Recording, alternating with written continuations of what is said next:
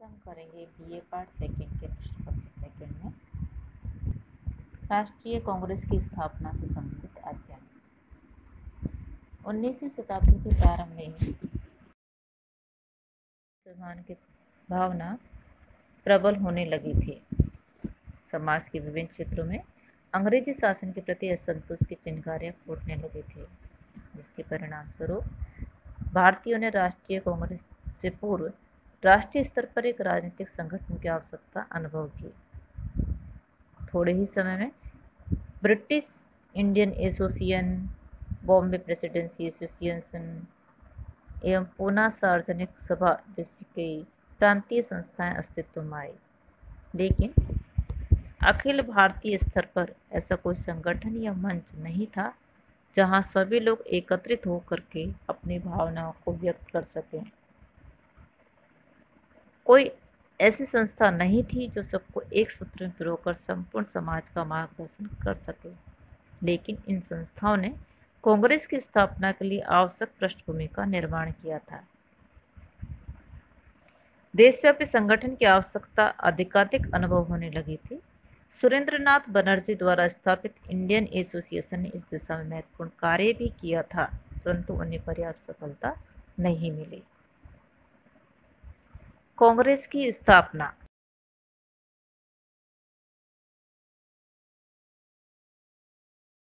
जो अभी संस्थाएं प्रांतीय संस्थाएं थीं, इनके द्वारा विभिन्न प्रांतों में राजनीतिक चेतना उत्पन्न करने का कार्य किया जा रहा था और अखिल भारतीय स्तर पर एक सुदृढ़ राजनीतिक संगठन की आवश्यकता अनुभव की जा रही थी। ऐसे समय में एक अवकाश प्राप्त अंग्रेज अधिकारी एलेन ऑक्टेवियन ह्यूम के मस्तिष्क में राष्ट्रीय कांग्रेस की स्थापना का विचार उत्पन्न हुआ। दिसंबर 1885 में ए.ओ. ह्यूम द्वारा भारतीय राष्ट्रीय कांग्रेस की स्थापना की गई, इसलिए ह्यूम को इस संस्था का जनक कहा जाता है। उन्होंने इससे पूर्व 1 मार्च 1883 को कलकत्ता विश्वविद्यालय के छात्रों को संबोधित करते खुला पत्र लिखा था। इस पत्र में उन्होंने 50 ऐसे नवयुवकों की मांग की थी जो भले हों, सच्चे हों, निस्वार्थी हों, आत्मसंयमी हों। साथ ही उन्होंने जागरूक युवाओं को मातृभूमि की सेवा के लिए भी प्रेरित किया था। उन्होंने उनसे अपने व्यक्तिगत हितों स्वार्थों का परित्याग करते हुए देश प्रेम की भावना सुदृढ़ करने और अपने देश के लिए अधिकतम स्वतंत्रता, ज़्यादा से ज़्यादा स्वतंत्रता प्राप्त करने के लिए दृढ़ संकल्प और दृढ़ संघर्ष छेड़ने की अपील की थी। ह्यूम का यही विचार राष्ट्रीय कांग्रेस की स्थापना का आधार बना। ह्यूम ने जब ये योजना गवर्नर जनरल लॉर्ड डफरिन के सम्मुख रखी तो लॉर्ड डफरिन ने प्रस्तावित संगठन के कार्यक्षेत्र को विस्तृत करने का सुझाव देते हुए कहा कि इस संगठन द्वारा राजनीतिक क्षेत्र में कार्य किया जाए। ह्यूम भारत में समाज सुधार चाहते थे, इसलिए उन्होंने कहा कि यह बहुत अच्छा होगा कि यदि भारत के कुछ राजनीतिज्ञ एक स्थान पर एकत्रित होकर सामाजिक विषयों पर विचार करें और एक दूसरे के मित्र बने। यह नहीं चाहते थे कि ये लोग एकत्रित होकर के राजनीतिक विषयों पर विचार विमर्श करें। इस प्रकार 28 दिसंबर 1885 को गोकुलदास देश संस्कृत पाठशाला के प्रांगण में भारतीय राष्ट्रीय कांग्रेस के ऐतिहासिक सम्मेलन आयोजित किया गया। इस सम्मेलन में देश के विभिन्न भागों से 72 प्रतिनिधियों ने भाग लिया। इन प्रतिनिधियों में से दादा भाई नौरोजी, फिरोज शाह मेहता, दीनशाह इदलजी बाचा, काशीनाथ तेलंग, एन.जी. चंद्रावरकर आदि कई प्रमुख विद्वान आए। इस सम्मेलन की अध्यक्षता बंगाल केसरी वोमेश चंद्र बनर्जी ने की। इसमें ह्यूम तथा अन्य सरकारी अधिकारियों ने भी भाग लिया। सुरेंद्रनाथ बनर्जी इस अधिवेशन में भाग नहीं ले सके क्योंकि उन्हीं दिनों उनके द्वारा स्थापित इंडियन एसोसिएशन का दूसरा अधिवेशन कलकत्ता में चल रहा था, परंतु इसके बाद उन्होंने अपनी संस्था भंग कर दी और वे कांग्रेस में सम्मिलित हो गए।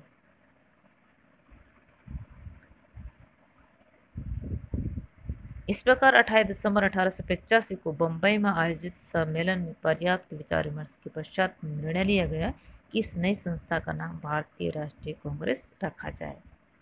इस प्रकार एक ऐसी संस्था का जन्म हुआ जो कुछ ही वर्षों पश्चात राष्ट्रीय आंदोलन के अग्रदूत बन गए।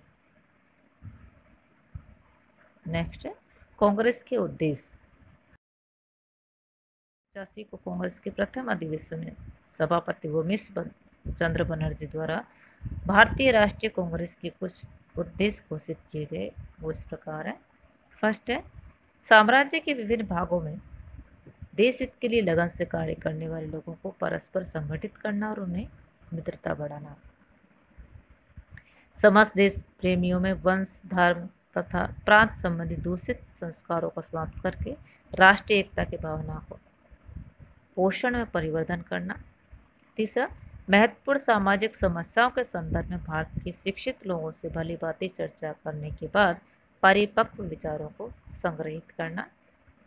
चौथा उन तरीकों में दिशाओं का निर्धारण करना जिनके आधार पर भारत के राजनीतिक देश हित के लिए कार्य कर सके। इस प्रकार 4 प्रमुख उद्देश्य कांग्रेस की स्थापना के समय अध्यक्ष या सभापति उमेश चंद्र बनर्जी द्वारा घोषित किए गए। कांग्रेस की स्थापना की गई, लेकिन कांग्रेस की स्थापना के उद्देश्य संबंधी विवाद हुए। कांग्रेस की स्थापना के उद्देश्य के प्रश्न पर इतिहासकार एक मत नहीं है, क्योंकि कांग्रेस की स्थापना का श्रेय ह्यूम को है, जो एक अंग्रेज अधिकारी थे। एक अंग्रेज और उसके सहयोगी द्वारा कांग्रेस की स्थापना किए जाने से प्रश्न उठना स्वाभाविक है कि कांग्रेस की स्थापना का उद्देश्य क्या था। क्या इसका उद्देश्य ब्रिटिश साम्राज्य की रक्षा करना था या भारतीयों में राजनीतिक चेतना पैदा करना था। तो विवादित जो स्थापना से संबंधित जो विवादित पॉइंट है उनको इस प्रकार ले सकते हैं। फर्स्ट नंबर पे कांग्रेस की स्थापना का उद्देश्य राष्ट्रीय चेतना उत्पन्न करना था। अंग्रेज विद्वान प्रोफेसर कोपलैंड जैसे लोग कहते हैं कि कांग्रेस की स्थापना भारतीयों में राष्ट्रीय जागृति पैदा करने के लिए की गई थी। उन्होंने कहा कि भारतीय राष्ट्रीय कांग्रेस जो है ब्रिटिश राज्य की शिशु थी और ब्रिटिश अधिकारी के द्वारा उसकी परवरिश की गई, परंतु यह उचित नहीं है। ह्यूम तथा अनेक अंग्रेजी साथियों का उद्देश्य भारतीयों में राष्ट्रीय चेतना पैदा करके भारतीय द्वारा ब्रिटिश साम्राज्य की जड़ें काटना कभी नहीं हो सकता। निसंदेह ह्यूम को भारतीयों से सहानुभूति थी, इसलिए वे भारतवासियों के कष्टों का निवारण करना चाहते थे। ह्यूम ने ब्रिटिश साम्राज्य की रक्षा के लिए एक अभेद्य के रूप में कांग्रेस की स्थापना की थी। उन्हें साम्राज्यवादी नहीं कहा जा सकता, वे उदारवादी थे और भारतीयों की दयनीय दशा से चिंतित थे, इसलिए उन्होंने इस दिशा में सुधार के लिए कांग्रेस की स्थापना की। लाला लाजपत राय ने लिखा है कि ह्यूम स्वतंत्रता के पुजारी थे, उनका दिल भारत की निर्धनता व दुर्दशा पर रोता था। वे इस बात को भली भांति समझते थे कि कोई भी शासन, चाहे देशी हो चाहे विदेशी, बिना किसी दबाव के जनता की मांगों को पूरा नहीं कर सकता। सेकंड पॉइंट आता है कांग्रेस का लक्ष्य सुरक्षा नाले की स्थापना करना था। कांग्रेस की स्थापना ब्रिटिश साम्राज्य की रक्षा के लिए एक अभय दूत के रूप में की गई थी, क्योंकि भारत में ब्रिटिश शासन के प्रति अत्यधिक असंतोष व्याप्त हो गया था और भारतीय जनता की दयनीय स्थिति, दरिद्रता, शिक्षित नवयुवकों में घोर असंतोष धीरे धीरे क्रांति का रूप ग्रहण करने लगा था। इसलिए भारतीयों के इस असंतोष को रोकने के लिए स्वयं अंग्रेजों ने अभय द्वीप का निर्माण किया था और जिसे राष्ट्रीय कांग्रेस का नाम दिया गया। ह्यूम ने स्वयं एक बार कहा था कि भारत में असंतोष की बढ़ती शक्तियों से बचने के लिए एक अभय द्वीप की आवश्यकता है और कांग्रेस आंदोलन से बढ़कर अभय द्वीप कोई दूसरी वस्तु नहीं हो सकती। इस प्रकार कांग्रेस की स्थापना के संबंध में लाला लाजपत राय का यह कथन अत्यधिक महत्वपूर्ण है कि जनता में असंतोष और अराजकता की भावना बढ़ रही थी और अंग्रेजों को इस बात का डर था कि कहीं भारतीय शिक्षित वर्ग राष्ट्रीय विद्रोह का नेतृत्व न करे। मिस्टर ह्यूम और उनके मित्रों का उद्देश्य ब्रिटिश साम्राज्य को इसी खतरे से बचाना था, क्योंकि दक्षिण के कृषक युद्धों में बंगाल के उग्र क्रांतिकारियों की गतिविधियों ने दूरदर्शी ह्यूम को भावी खतरे की पूर्व सूचना दे दी थी, और जिससे वो बहुत चिंतित थे। इसलिए उन्होंने राष्ट्रीय कांग्रेस की स्थापना में महत्वपूर्ण योगदान दिया।